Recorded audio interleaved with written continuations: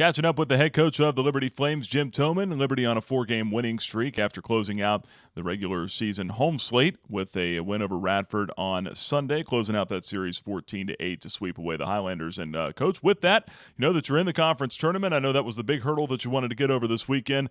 You know that you're in, and now a chance this week coming up with High Point this weekend, and then obviously Radford before that with a non-conference game, a chance to increase your seedings in the standings. Yeah, a big weekend for our guys. Proud of them. We won 4 in a row, beat Old Dominion, and then we swept Radford. But you sleep a little bit easier when you do that, and it's a little bit feels a lot better going into the High Point series when you don't have all that pressure to win 2 out of 3 or win all 3. Obviously, we're going to try to compete and win all 3, but going there knowing you're in the tournament, it's a little bit easier to play the game and be relaxed. You guys have gone on a 4-game win streak now, and you came from behind to knock off Old Dominion on Wednesday and then vault into the weekend. You score over 30 runs against the Highlanders. Did something click midway through that Old Dominion game? Well, I think baseball sometimes has a way of evening out, and we got a lot of catching up to do to even out because we had a lot of one-run losses. Most of the time, them things even out, but it hasn't been that way this year. So we were due to get one like Old Dominion and come back, and our guys have fought all year. Our offense has been pretty consistent, and our pitchers stepped up the last 4 games. So it's good that they're throwing a little bit better, and we're swinging the bats well. Hopefully we'll get a chance to play Radford again tomorrow, despite the forecast, and then we'll head down Thursday. We'll play Thursday, Friday, Saturday against High Point. Jordan Scott, a brilliant outing yesterday, 6 innings, 4 runs allowed on 4 hits. That probably doesn't even tell the whole story. He faced 1 over the minimum through 6 innings. Just his ascension, I mean, how big is that?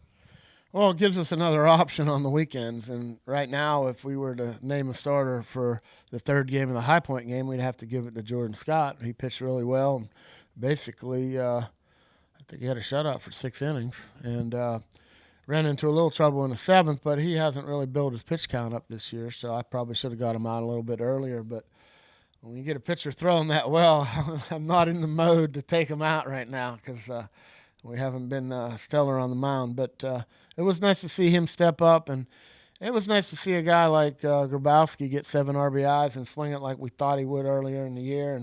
And Andrew Yasik had a big weekend, too, offensively for us. Yeah, no doubt about it. Yasik swinging a really good stick. And when we talk about the pitching, I know that you guys have been a little bit marred by some injuries. Obviously, Victor Cole, that's a huge loss for you going forward. But when you look at what you've got going into the last of conference play and into the tournament, are you encouraged by what you're seeing? Well, there's more pitchers thrown better than they have all year. We started the year, Jackson Birch got hurt, who we anticipated being a rotation guy. Zach Clinton, who had a ton of experience coming back, had a lot of appearances last year as a freshman. He hurt his knee before the season, so he had 2 guys down to begin with, and then with Victor going down, your number 1 guy, well, then everyone has to move up, and it's a struggle. But there's been 4 or 5 pitchers thrown pretty well. We're going to use them mainly, and then there's 2 or 3 others that have had decent outings, and Carson Herndon had a big inning for us. So he got a save against Old Dominion, so it looks like he's throwing a little bit better. So gives you a little bit better feeling going in and a little bit more confidence that we have a little bit more pitching depth. The guys are throwing a little bit better for the tournament, and that's when you want to get hot late. Are there similarities, and I get this question all the time, are there similarities between this year's team and the one in 2013? Well, yeah, 2013 we struggled at times and couldn't quite get over the hump, and it went down the last weekend to just try to get into the tournament, and then we lost the first one, and we won 5 straight. So that's college baseball. That can happen.